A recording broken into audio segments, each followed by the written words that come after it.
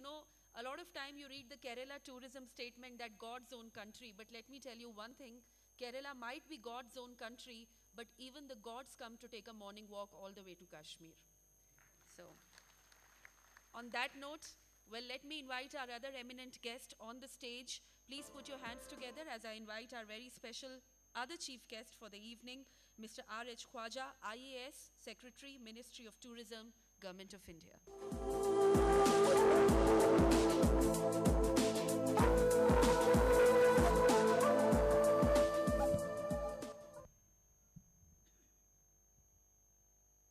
Honorable Tourism and Culture Minister of Jammu and Kashmir, Janab Zora Sahab, my friend Kamleshwar Sahab, distinguished invitees here, the recipients of the awards. I don't know whether the awards are in public domain yet or not, but let me congratulate all the award winners in advance. Ladies and gentlemen, representatives of the media and friends. As the Honorable Minister said, both he and I had appeared here in the morning also, and we had said or shared our thoughts. The first thing I can say is that I consider it a personal privilege to spend time with Zora Sahab, because in the last 5-6 months I have been here a number of times, and we are closely working together from the Government of India and the state government in promoting tourism which is based on the concept of safe, sustainable and honorable tourism. And it's always a pleasure and privilege, sir, sharing the dais with you. I would also once again like to thank Mr. Sharan and Greentech for giving this opportunity of spending some time here. In the morning, I do not know how many people in the present audience were there, but certainly I find more people now. I had mentioned that I normally don't speak more than 5 to 10 minutes in any case, but I had said that I'll talk on a slightly different topic in the evening.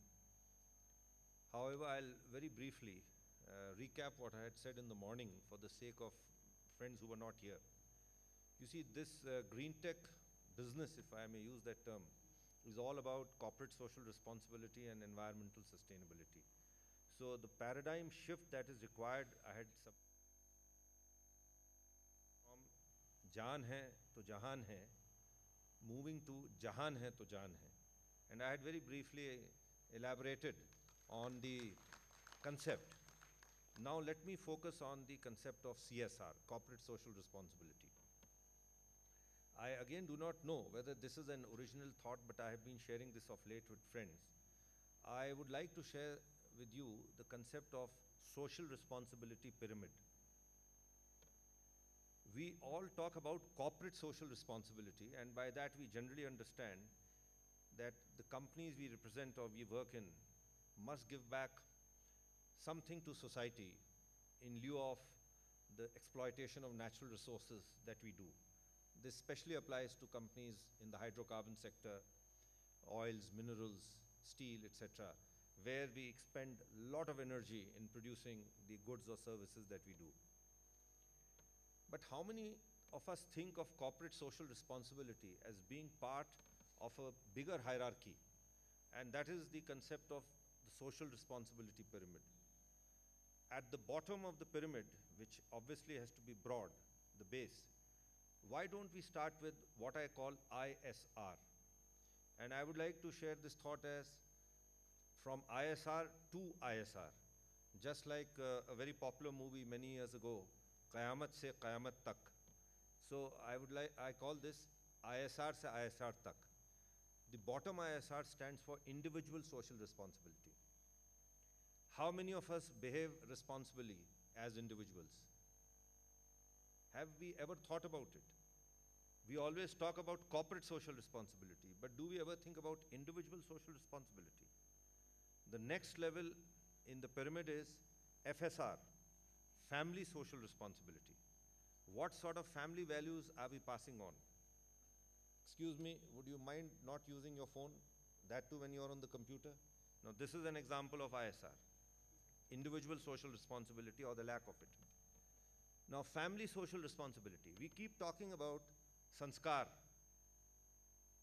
What role models, what sort of role models are we to the younger generation? We keep talking about the generation gap and the young generation not listening to the older generation. But have we ever reflected on the family social responsibility or responsibilities in plural that we are discharging? Then we come to GSR, group social responsibility. From the individual to family to group, I think that's a logical sequencing. As a group, what are we doing?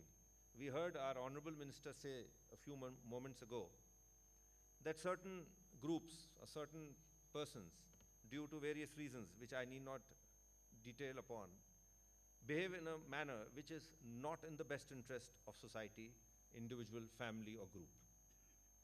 So, what is our role in group social responsibility? We could also call it ASR, area social responsibility. How many of us take interest in improving the areas in which we reside or in which we work? And I'm not talking of area in the sense of our jobs, but area in the sense of a geographical entity. Then we come to NSR, National Social Responsibility. It's very easy to say, Mera Bharat Mahan. It's very easy to say, I love my India.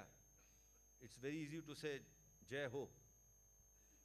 But are we turning the light inwards and reflecting whether we are discharging our national social responsibility? Like President Kennedy, the former President Kennedy, long left the planet Earth in 1962, said that, ask not what your country does for you, ask what you do for your country. This was John F. Kennedy in his famous book, Profiles in Courage, published in the late 50s. And finally, the last ISR, if we can reach that level, is the international social responsibility. So it is ISR to ISR, individual social responsibility to international social responsibility. Are we truly global citizens? Are we talking about sustainability? Are we talking about environmental balance? Is there a conflict between sustainable development and development? Is there a conflict between development and environment per se? So this is the concept, ladies and gentlemen, that I very briefly wanted to share with you about ISR to ISR. Finally, let me just share a few thoughts on sustainable development. How many of us are aware that the Supreme Court of our country has enunciated environmental laws which are binding, legally binding, which we are violating?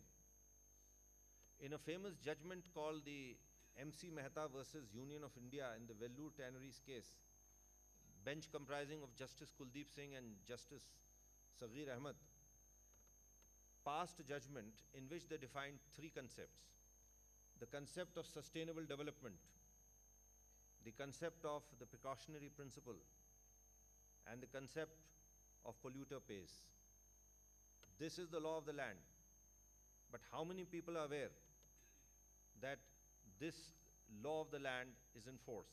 It's only when you read in the papers about a POSCO or you read about Lavasa, and then suddenly people say, "Arey bhai, ye kya hai? What is this judgment? What is this interpretation?" But the fact of the matter is, this is a judgment, if I remember correctly, perhaps delivered in '93. And how many years ago is that? Almost 20 years ago. It's the law of the land.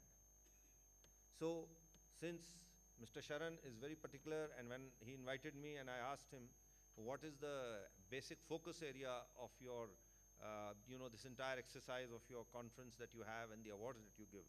And he told me that the basic area is on environment and on sustainability. And he said the name itself is Greentech, green technology. I thought I must share this with you. Please reflect on this, that should we blame implementation of laws, or should we blame the formulation of laws, or should we blame our own ignorance for not knowing the law? In my personal view, and I'm not saying this as a secretary to the Government of India, but in my personal capacity, I'm saying this. in my personal view, there will be an inherent conflict always between development and sustainability.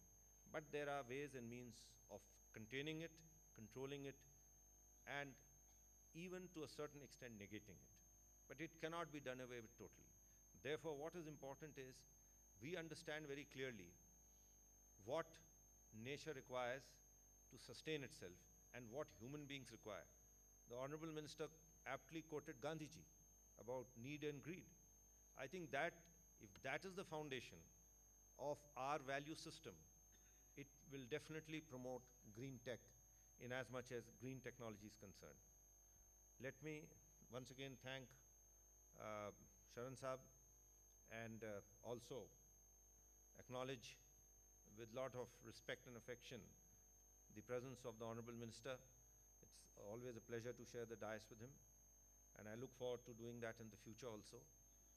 Once again, greet all the award winners, and I hope, ladies and gentlemen, I have left at least 2 thoughts with you at the end of the 10-12 minutes I have spoken. ISR se ISR tak, sustainable development, and Jahan hai to Jaan hai. Thank you. Jai Hind.